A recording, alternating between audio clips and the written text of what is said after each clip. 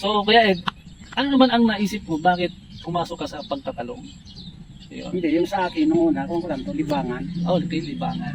Tapos, nakita ko na yung paglilibang ko, may kabuluhan pala eh. Pwedeng kumita. Kaya, kinarer ko. Kinaroon mo. Oo. Ayos. Kinarer ko. Oo. You know, good morning mga lods. So for today's video, andito ako ngayon sa isang taniman na talong. Kasama ko ngayon si Kuya Ed Bungalos. Ayan, ipinapakita niya yung kanyang taniman ng talong na dati kanyang libangan lang. Pero ngayon talagang kumikita ng kabuhayan mga lods. So yan, napakagwapo ni Kuya Ed.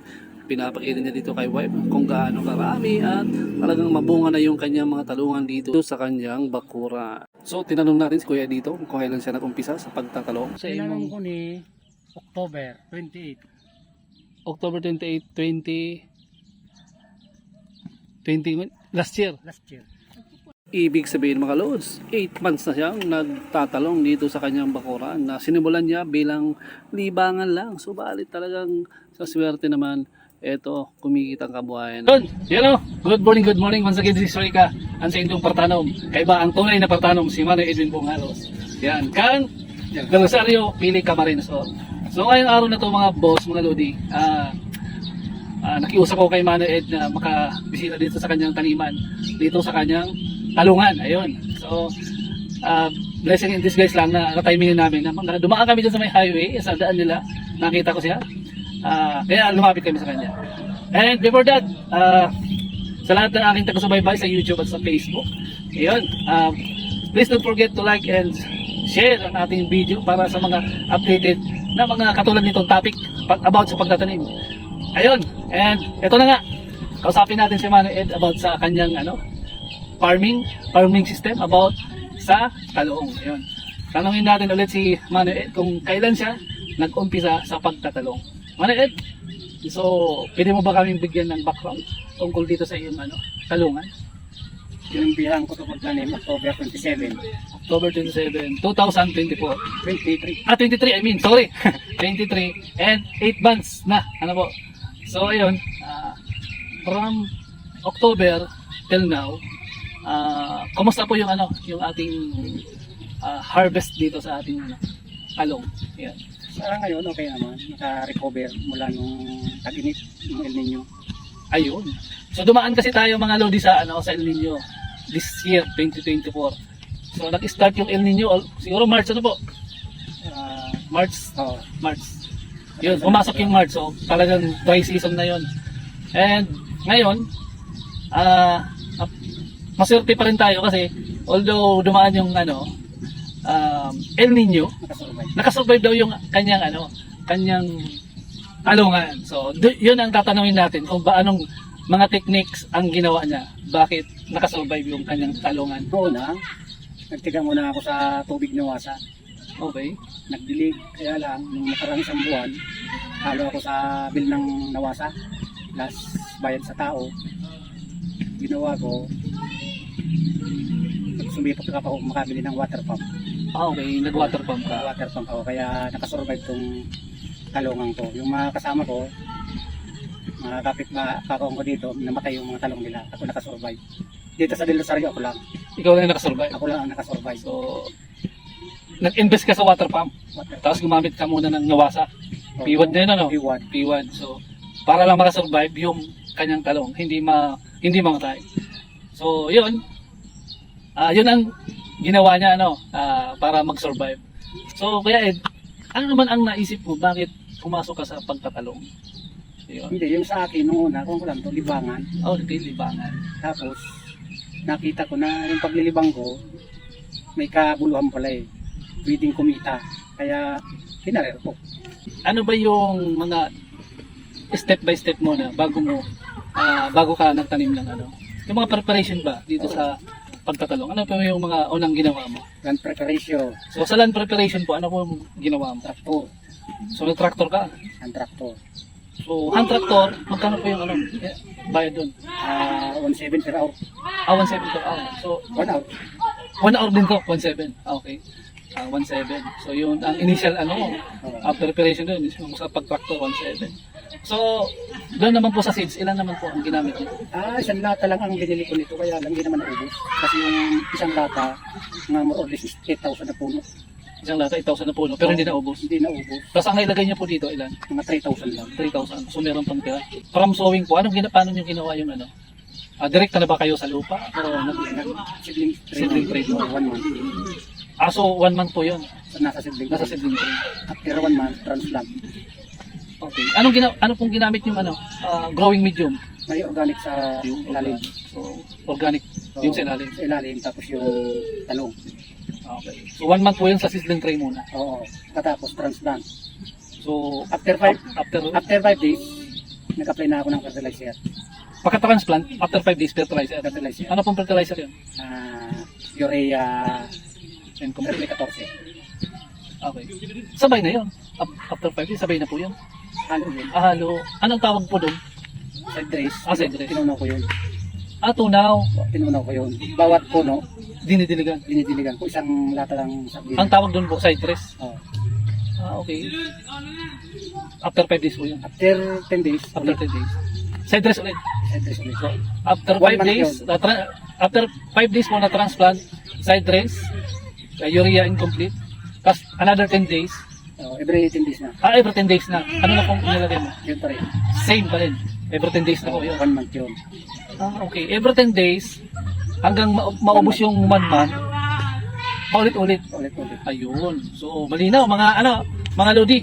So, yung preparation ni Kuya Ed, so, yung hand tractor dito, 1.7, at tas nag-seedling tray siya, and after 5, paka-transfer niya dito, after 5 days, nag-side dress, urea incomplete. And then, every 10 days, hanggang matapos yung 1 month, ano na yun, paulit-ulit lang, urea incomplete. So, yun, nirecap ko lang. Para malinaw. Ayun. And, ano na po ang sunod nun? After 1 month, Kung may damo, magpapadamo na. nagpapadamo na. Oo. Ay, teka po muna. Magkano po yung binili mo na Yung yung seeds? 1.8 nga yun. 1.8. Kaya lang hindi naman naubos yun. Okay. Pero may nabibili naman na nasa sasi. Kaya lang, hindi 100% natutubo yun. So dapat ang pinaka-the-best, yung Nasa nasa yung hindi nakasingaw. Ano pong variety yan? Calixto F1. Calixto F1. So ang gamit ni Kuya Ed is Calixto F1. Ayun. Ang worth daw nun, isang lata is 1.8.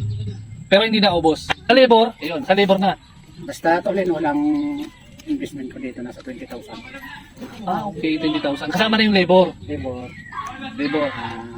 Si water land pump. preparation, ay pero ng water pump. Mas mahal yun. 20,000 po yun. 20,000 yung ko, itong mga balag na yan, bili ko yan, tansi. Si water pump, mahal yun. Yung water pump, bili ko noon, umabot ng 50,000. Wow. Ayun ang pinakamahal na investment mo. So, Sa Mas So malaki. 20,000, 50,000. kaya lang, nakuha ko yun dito. Nag-iingam na yung dalawa. Okay. So, hindi kasama dun sa initial initial capital. One na yun. So, bali ang initial capital mo is 20,000. Kasama yung sa tractor, sa seeds, and sa labor. 20,000 po yun. Siyempre, Seedling tray, ayun. nursery, May nursery, ayan. Okay. So, sa lawak po nito, Kuya Ed, ilan na yung tao mo dito? Ayun ang tanong. bali ang tao ko dito minsan 3 lang. Tatlo. Pantatlo ako. Pantatlo ka. Hands-on, yun mga Lodi. Ang pinaka-importante, hands-on. Kuya Ed. So, hands-on si Kuya Lodi. Si Kuya Luis. Kuya Ed, isang Lodi natin na partano. Maya. So, dalawa, yung nakita ko kanina. Yun. Bakit mo ba yung kinuha mo? Ayaw nang magtrabaho ng mga lalaki. So, ang pinaka... Oo. Saka mayroong mas talo nila yung lalaki. Yes. Okay. So, lalaki nga kung medyo di naman ganong marunong, talo lang ng babae. Kasi ang babae ngayon, hindi nilang pambahay. Correct. Pang na? All around na din Kuya Ed. Yes. Ayun. So, ayun, so after noon, magkaroon tayo ng talungan dito. So, yung October, November, December, January, February, March. So, yung initial months mo na 6 months, yun ang medyo, critical stage mo, po. Yung nag-umpisa ka. So, ano ang pinaka-challenging doon na experience mo? Yung nagsama, yung 2 months, Yun talaga. Yun. April may daming problema. So, anong pinakamatinding problema? Aside dun sa El Nino, White fly, aphids, snakes, yun lang naman ang ang problema. problema. Ano ang pamuksa mo dun sa mga insekto na yun? Marami akong sinubukan kung ano-ano. Okay. Nag-YouTube ako, kinukuha ko yung mga kinukuha nila. Okay naman. Kaya yung iba, galing sa sarili kong kaalaman kasi graduate ng Sibiswa, Okay. Graduate si Kuya din si Biswa. tapos continue YouTube. Uh, Pero nakakuha ko organic lang. so ibig sabihin Kuya Ed, yung application mo lang dun sa mga insekto, organic. Organic yun So- iba. Kasi di yung synthetic, di na, parang kung nasa kanila, baliwala na. Baliwala na. Oo. So parang immune na. Yun na. Kaya ang ginagawa ko ngayon, salitan. Sa dito. Mag-synthetic ako, pagkatapos, halimbawa hapon, papalo ko yung kinaumagahan ng organic. Okay. Nag-synthetic ka. Pag kinaumagahan, Organic. organic. Ikaw na gumagawa ng organic. Ako na lang. Ano yung laman ng organic mo? Na Dito lang, ginagamit lang natin sa pang-araw-araw na pamumuhay. so baka pwede mong i-share Kuya Ed, sa mga manonood natin. Alam mo, nasa YouTube tayo. Maya-maya yan. Kasi, hindi naman ako madamot kasi nakita ko lang naman yan sa kapwa ko maggugulay. Okay. Simple lang. Para wag nang mabigat sa bulsa, bili lang kayo ng sabon. Anong sabon? Yung bar? Kahit anong sabon, basta powder. Okay, basta powder. Oo. Tapos, Joy, Downy, Okay. Dishwashing. dishwashing, And yung sabon na sabon, argil or salt or Okay. basta powder. Yan lang. Mas mabisa pa kasi. Mini-mix mo yun, dalawang Mix yun. yun. Mix. Kahit sa chemical, pag nag-apply ako, mix yun, 4 na klase. 3. Basta yung chemical na pwedeng kapag-halo kasi mayroong chemical na hindi pwedeng yung may halong copper, hindi mo pwedeng halo-haloin yun. Dapat yung hinahalo-halo. Dapat yung kasama na pulyar mo. Okay. Yung pulyar naman, every 10 days. Ulitin ko lang pwede na. Yung organic mo is sabon at saka dishwashing, wala ng iba. Mayroon pang iba. Ano ba yun? Kung medyo walang-wala kang, pwede gamitin mo mantika. Pang ano yun? Yung pantika. Kasama pa yun sa wala kang pambili ng joy, may mantika ka, pwede na. Kasi yung basta pampakapit ko, halimbawa, spray ka ng umaga, Oo. tapos tumulan pinahaponan, andun pa rin. Ano ang pinaka-the best time para mag-spray ng Yan lang, pagka mag-i-spray ka, bukang liwayway hanggang gabi. Hindi ka pwedeng mag-spray ng tanghali na 5 AM ng umaga hanggang 7. Pwede yun. Pwede yun. Pagka lumampas ka na doon, wala na yung mga insekto. Pagka hapon naman, ganito, mga alas 5 hanggang alas 7 ng gabi. Ayun. Kita nyo yun Kahit ako, nag-spray ako. Ah, Kahit mga 8, 9, wala na pala yun. wala na effect yun. Wala na effect. Dapat pala, mukhang liwayway. Oo. Andun pa yung mga insekto. Basta't nakikita mo na kasi alas 4 ng madaling araw, taguan na yan. Maalis na yan. Babalik na naman sila pagka gabi. Ganun. Same yan dun sa mapa-organic or synthetic. Mapa-organic, mapa-synthetic. Okay. Kaya hindi lang basta-basta ang magugulay, tira ka ng tira. Okay. Hindi yung gaya-gaya. Oo. Ang paggaya, madali. Kaya lang yung paraan kung paano. Kasi meron nga dyan seminar ng seminar eh. Hindi naman gagamit. Mas maganda yung habang nagtatanim, mag-experience mo rin. Okay. Hindi yung porque farmer ka, Hindi matapakan mo. ganun na lang. So ano pa kayo din okay. Siyempre, ano yun?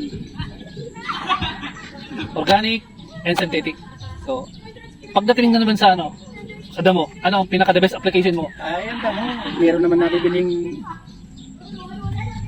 synthetic, pwede ka din kumuha ng organic. Madali lang yan. Pamatay. O yan o, tinan mo na. Dilaw na. In-spray ko yan. Ano ang spray mo dyan? Synthetic. Okay. Pero kung gusto mong ayaw kang gumastos, pwede kang gumawa sa bahay rin. Ano naman yun? Yun ang hindi ko alam Alam ko, ano lang. Haluin mo lang yung suka, asin, asin, gamit natin sa kusina, Okay. at saka joy. Pwede din Yung joy kasi, kuhan yun, parang pangkuhan yun, ang pakapit. kahit umulan, Andun pa rin. andun pa rin siya. Okay. Oh, pero ang talagang kuhan dyan, asin at saka yung kuhan, Suka. suka. Siya ang magsusunog. Pamata, herbicide. Oo, besides, isasunugin niya yung ano. Kasi itong mga ganyan, hindi yan pwede sa tamaan yung kuhan nila. Meron din ganyan na kuhan, yung pagka-direkta, halimbawa tinamaan yung dahon lang matutuyo. Yung puno hindi, pero merong gamot na kahit yung dahon mo lang tinamaan, patayan hanggang kuhan. Tumatagos yan sa ugat. May epekto ba yun sa ano? Sa gulay natin? Meron. Kasi although organic siya, pag na-spray mo din yung tanim na yun, tatamaan din yung gulay natin. Oo, So, depende kasi sa kung anong dahon yun eh. Yung asin, yung kuhan, ang nadadala lang yan, yung mga pahaba, ganyan, na mga patihaba, na dahon. ito lang. Oo, pero yung merong, kahit yung chemical na synthetic, meron din lang kayang patay niya na damo. Oo, pero yung kuhan, madali lang yung saka hindi ka anong katulad niya na matapang. Pero mahaba-haba yung duration ng bago mo makita yung 5 days. Hindi katulad nito na 8 hours lang, May effect na. may effect na. Pero yung one, synthetic, ay yung organic, 5 days. Okay. Makikita mo na yun. Ayun, okay na tayo. Herbicide, tama. Herbicide, tapos insecticide. Yun lang naman ang ano natin. Pwede na. So, 20,000 capital. So, ngayon, Kuya Ed, from the moment na nakabawi ka na, after nung bumalik na yung, kasi nakita ko yung mga talong mo, mga ganda na. Recap, magkano na kaya ang kinita mo dun sa 20,000 na yun? Di ba? Para naman ma-inspired yung ating mga manonood. Nakakaya naman, Ah, nakasabihin eh. ay, hindi naman tayo kasi ini-inspired lang natin sila na kung mayroon silang lupa na ganito, gamitin nila, di ba? Basta, kumikita ako dito ng monthly 40,000. Malaki na. 20,000 yung initial capital. Ano na yun? Yung may labor na, at saka yung mga materialis niya. So, nakabawi na siya. 2 months na, ano? 3 months na. Yung nakabawi ka. 6 months na ito. 6 months. Oh, Wala na nag-harvest ako. i-compute nyo na yun mga loads. Naka 6 months. Tapos, alam mo, yung 40, ilan, magkano, kayo na magawa ng math nyo. Di ba? Ganito yun, para hindi sila mahirapan. Yun ang pinakamaganda. Nag-harvest ako dito ng 300 kilos. Okay, 300 kilos. Every 3 days. 3 days, every 3 days. Oo. Tapos, yung market mo, Yung market kasi, hindi naman para parehas. Okay. Katulad ngayon, ang market ngayon, 40. 40 per kilo. Farm gate, Farm gate, 40 pesos per kilo. 40 per kilo. Okay. 300 kilos times 40. 300 times 4. Nasa 120. Tama? Talong lang yan. Talong lang. Pero pa dito sa... Oo nga. Meron ka pa nga. Kasi ang tanim ko, bahay ko buto. Bahay ko po, di ba? Wala lang ako dito, sigarilyas. Mani. Mani, meron na to eh. Ay, meron na. Merong sili, may sitaw, May okra, may incoming na okra, May tapos kamatis. may kamatis. may pitsay, May Wow. pichay. may upo, may sayote. Ay, kompleto. Pipino. O yan, tataniman ko pa ng pipino isang ano yan. Yung mani ko nag-harvest na ako. Yung tinaniman ko ng mani, tataniman ko ng kamuti. May Yan lang kamuti yan. pa. Kompleto. Ang total nitong tinataniman ko, kuwan lang to 40,000 square meter. Ay, Kuya Ed, ano kaya ang pwede mong i-share sa mga manonood natin dito? Lalo-lalo na yung may mga taniman Lupa. at lupa, di ba? Anong pwede mo ma-share sa kanila para ma-inspire sila na magtanim din? Kasi kita nyo, 6 months na si Kuya Ed na ang laki ng kita niya, di ba? 40 per month. So depende pa yun sa kilos, di ba? Sabi mo nga 300 per harvest, 300 kilos. Oh, di ba?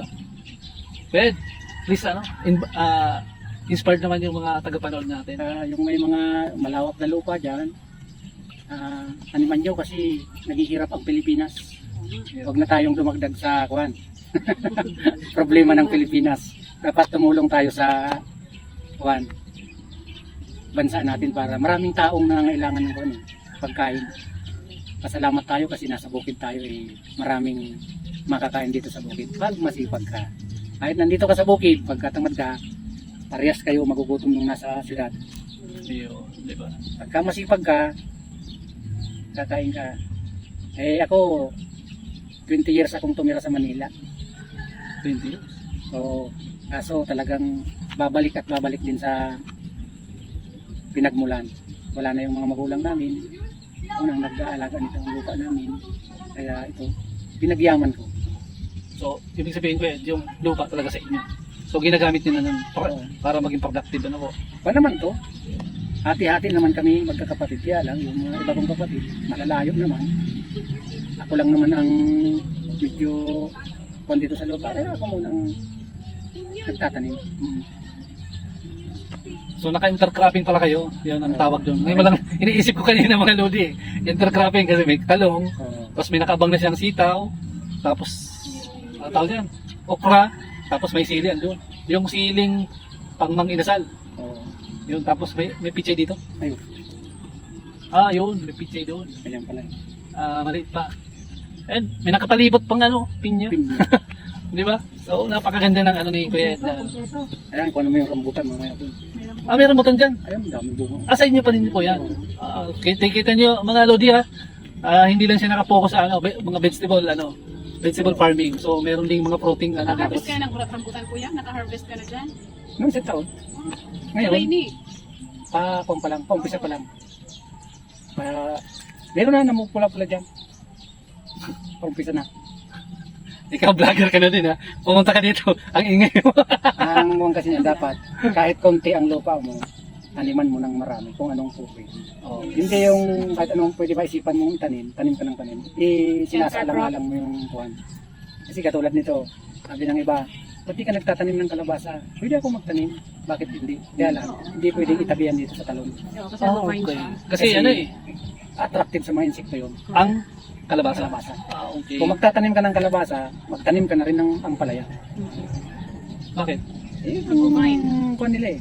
Kung baga sa kanya, insekto nun, kung yun. Para pag bumba mo, isahan lang. Ito, lahat. Pag binumba ko yan, isahan lang. Okay. So lahat ng i-spray mo dyan, Pwede dito. pwede din dyan sa Oo. sa ibang tanim. Pwede sa kuhan, lahat. Pwede. Yung ganun pala yun. So ibig sabihin, hindi lang bara-bara na magtatanim. Porkit may kalabasa, magtanim ka ng kalabasa. So ibig sabihin pala kayo, iba yung nag-aatake sa kalabasa, iba yung sa talong. So kung meron ka nun, doble-doble talaga, ano? Hindi, pagka ko na kasi yung kalabasa, dilipat na yun sa talong. Dilipat Okay. na sa ganito. Oo. Kasi yun ang, kumbaga sa kuhan, mas mabango ang bulaklak nun. Isa sa bulaklak nito. Kasi yan, maraming insekto yan. Katulad ganyan, hapon na. Meron na yan. Meron na po yan. Oo, hindi mo lang makapansin kasi mayroong malilit dyan. Pagka kanyan, buti yung white fly, wala na kasi pag tag-ulan, talaga namamatay sila. Takot sila sa ulan. White flies yun. Oo, white fly, aphids, thrips, yun. Trips, aphids. Yun ang sakit pagka tag-init. Pagka ganito naman, ang sakit naman, armyworm, cutworm, yung mga uod na mga kwan. Yun ang kwan talaga. So, kapag nag-harvest na kayo ko yun, sinisegregate nyo, di ba? Nakita ko dun sa ano. So, anong ginagawa nyo dun sa mga reject? Yun, Pinamimigay. pinamimigay. Kasi wala akong baboy. Kung may baboy Okay. ako, okay pa sana yun. Oo. Wala akong baboy, kaya pinamimigay ko sa mga kapitbahay ko, yung mga gustong maggulay na walang pambili, binibigyan ko sila.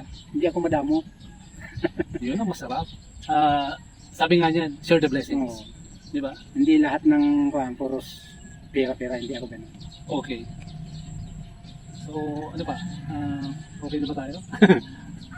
So, yun, mga Lods, habang tapos na tayong mag-interview kay Ed kasi na-explain naman yung yung step by step na ginawa niya dito, kung paano niyo inumpisahan and yung kitaan niya dito. So, nasabi niya na. So, ngayon, ikutin natin yung habang ini-interview pa natin kung may mga mai-share pa si Kuya Ed sa ating video. Ayun. Habang Ed, lakad-lakad tayo. Tingnan natin yung Yun. Ed, paano mo ba kinakategorize yung class A? Tama ba yun?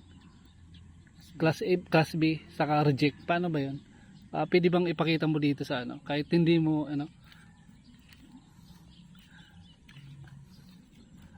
yung class A, paano ba ang class? Paano natin makikita yung class A? Class A ganito yun. Ito. Class A yan. Bakit sinabing Class A? Tuwid siya. Tuwid, ayun. Yun. Yung class B, yung maliliit na nakaharvest. Bawa, katulad nito. O ito, class E yan. Ito Class A. Yung mga liter C. Liter C. Yun Tiko. na yun. Tiko. Ang Class B. Oo.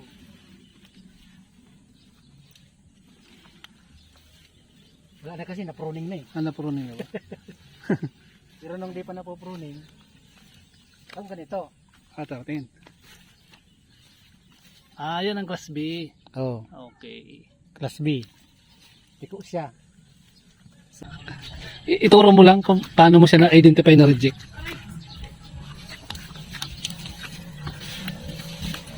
Ito, katulad nito, reject to. Ayun, reject. Bakit po? Anong nakita niyo dyan? Kumbaga sa gawan, Talong pa naman yan galing tayo sa summer, Ayun. di pa siya nakaka-recover masyado, kulang sa tubig. Oo nga, ibang Yeah. kulay niya. Oh, ibang kulay niya. Compare natin Kuya Ed dun sa ano. Oh, ito, tinan mo naman. Oh, Yan. Good. Good dyan. good, ayun. Ayun. Iangat ko to para makita.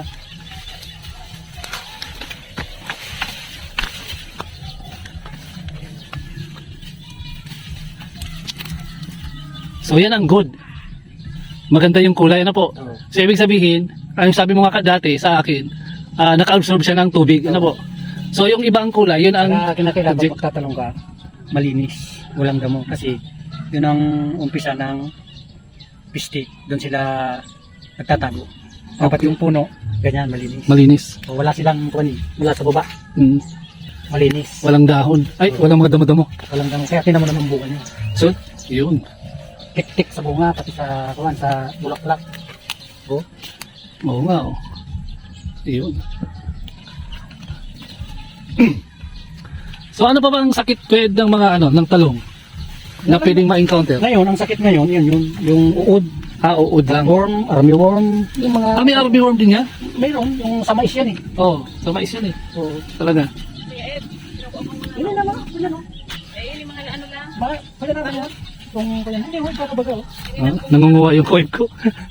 So ito yung sili ni Kuya Ed. Oh. Pagka ito nag-inog na, ang dami. Oo. Tayong bulaklak. Yan, tayo mo, dami. Sayang tanig ka na. Ito yung sili ni Kuya Ed. Oh. Kita nyo yan. Hindi lang siya nakapokus sa talong. So may mga... Ito Kuya Ed, ba't namatay ito? Sakit yan. Sakit yan. Pungus. Okay, may punggos yan. Nervous ko na yung, naka 6 kilos ako dito, ilang puno lang yan. 6 kilos? Ayos Ayos na ah. yung bunga. Oo nga, oh. Dami. So, naka-intercropping dito si Kuya Ed. Sitaw, mga 2 weeks. Mamumulaklak na yan. Ito yung sitaw niya.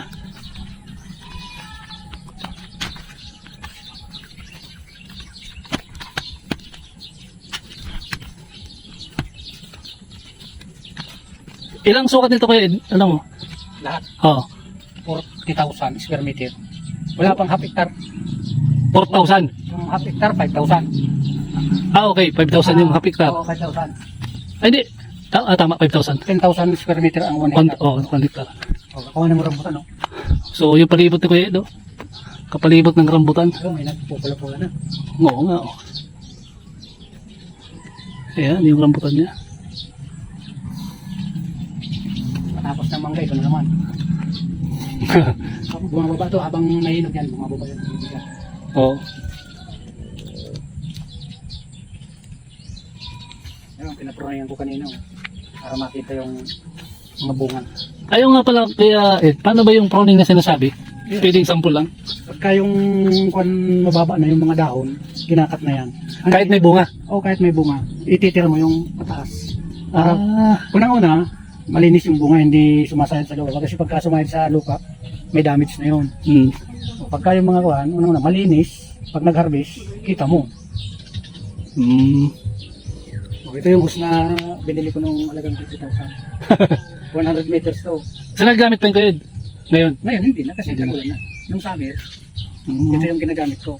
Ito. Hanggang galing yun sa sapa, hanggang doon sa sapa din. Ilang metro? Saan ang sapa mo? Yun, sapa to sapa yan eh. Yan sapa yan. Ah. Kaya ako makuha ng tubig. Yun, sapa pa rin yun. Kaya lang, nahiga ngayon. Ang dulo nito, nilalagay ko sa bawat. Ganyan. O, di pag sinipsip na, pababa na yung tubig. Pag nakarating na sa dulo, lilipat ko sa kabila. O, di hindi ako nahihirapan. Tama. Mabayaran ko lang kuryente. Mm. So, ganun lang naman yun. Tapos doon sa kuryente, doon ka yung expenses mo naman ng ano, yung Eh, 1,000 lang naman ang inaambag ko sa kwan. sa kuryente, Umabot yung bill ko ng 8,000.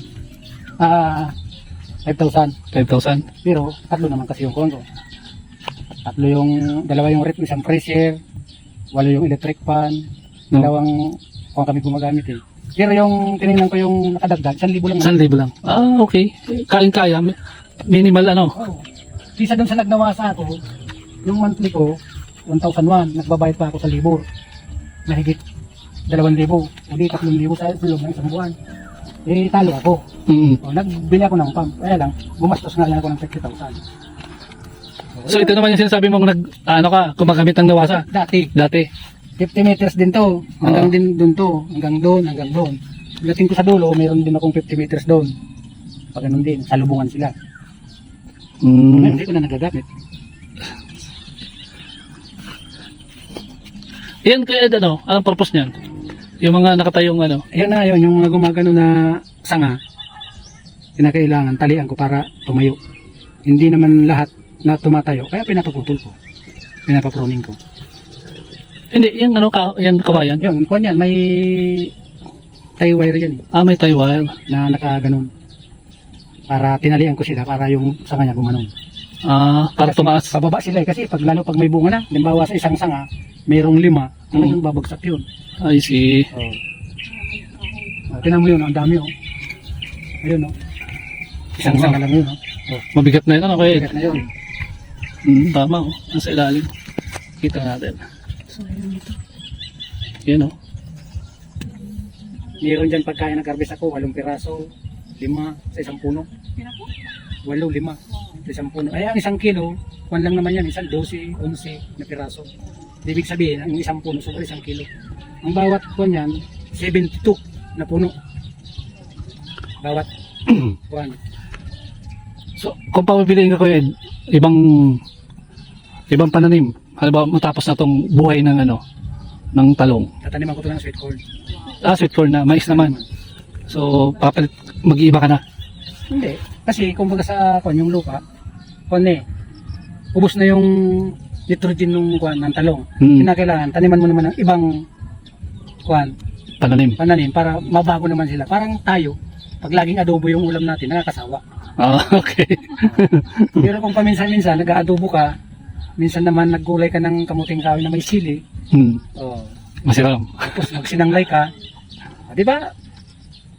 Bago sa panlasa, katulad din yan ng lupa. So, kinukompare mo yun sa lupa. Ayos. Kasi, hindi ko na kinakailangan maglagay ng organic. Kasi yung mga dahon yan, organic. Siya ng organic. Oo. Siyempre, pag, Pag pinatraktor ko yan, makatabunan yan. oo, Organic yan. yun. O, imbis lalagay ako ng fertilizer na 5 bag, mga 3 na lang. So, ayun nga pala, hindi natin napag-usapan yung fertilizer. Ilan sako ang naubos mo na complete saka ano? Hindi ko naman Urea. tutuan. Kasi di naman ako bumibili ng sako-sako. Ah, hindi ka bumibili. Hindi. Kilo-kilo lang. Ito, 6 kilos. 6 kilos ang linalagay ko dito. Every 15 days, naglalagay ako.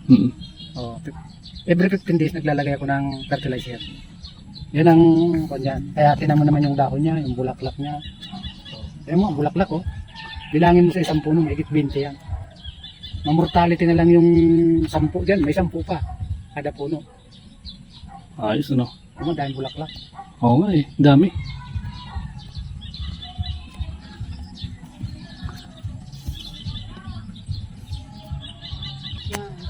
Pero, madali lang yan.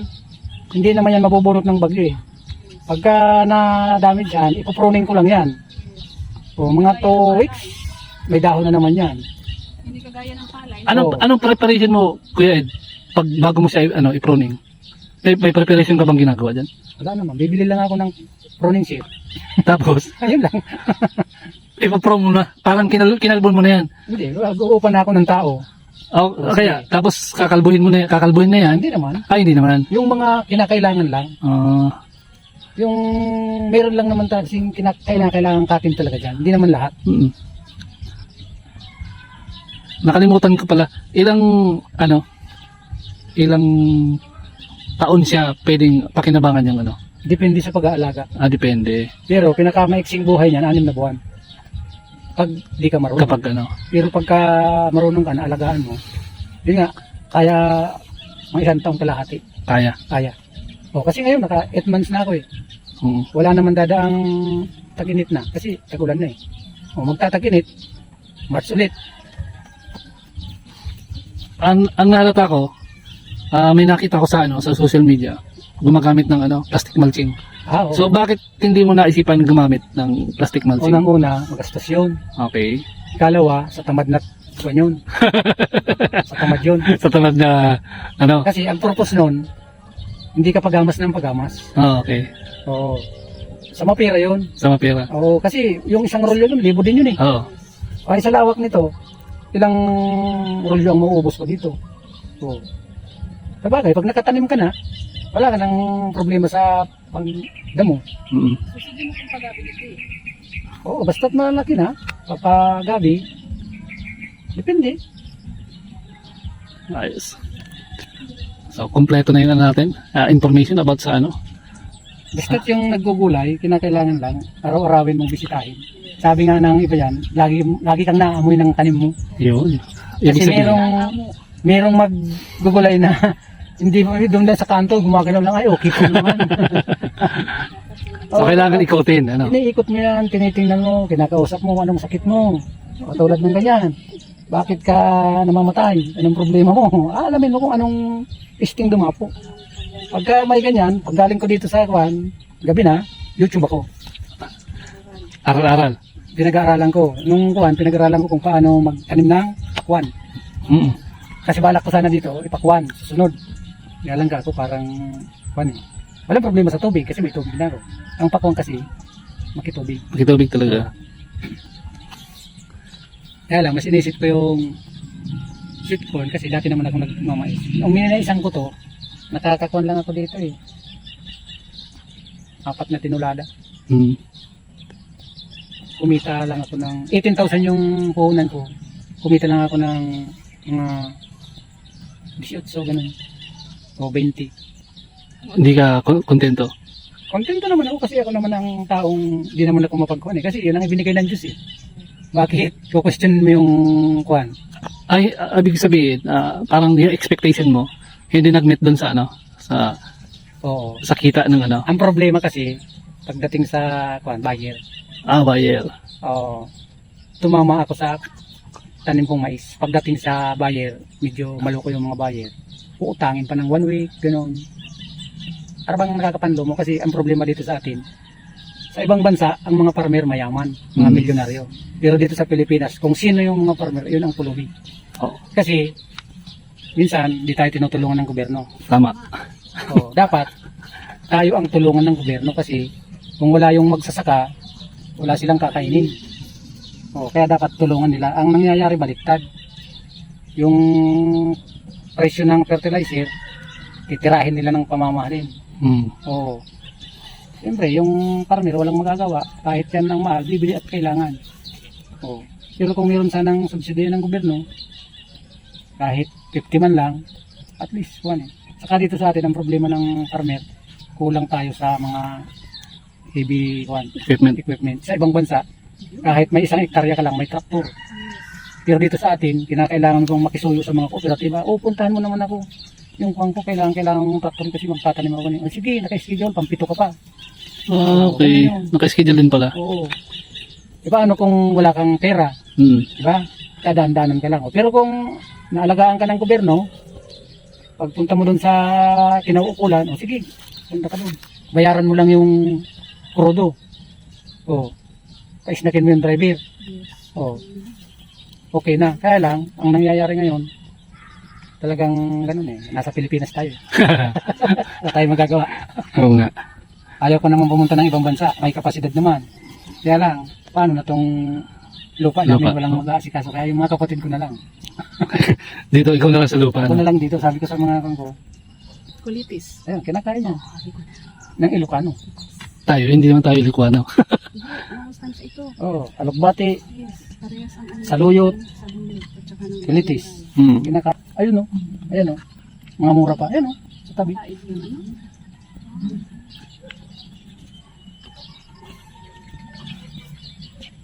Dahil, arugon mo lang kaya ano. Kaya paano mo ba kinakategorize yung class A? Tama ba yun? Class A, class B, saka reject. Paano ba yun? Pwede bang ipakita mo dito sa kahit hindi mo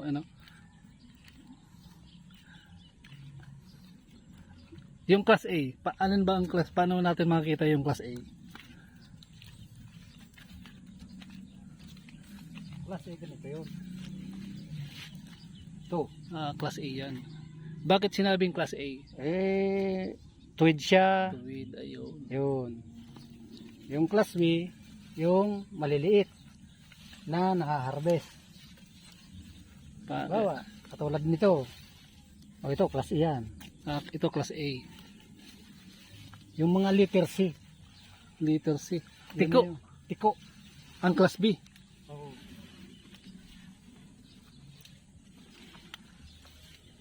Wala na kasi, na-pruning na eh. Ano po rin ba? Pero nung di pa na-pruning, ang ganito. Tawatin. Yan ang class B. Oh, Okay. class B. Tiko siya. So, yung reject nakita na natin, di ba? Oh. Yung Yung walang- reject talagang may uod yun. Oo. May damage na kuwan. Yun talaga yun. Okay. Bali, ang lalabas dito ngayon, class A, class B na lang kasi yung reject. Pinamimigay mo na. Oh, pinamimigay ko na yun. Okay.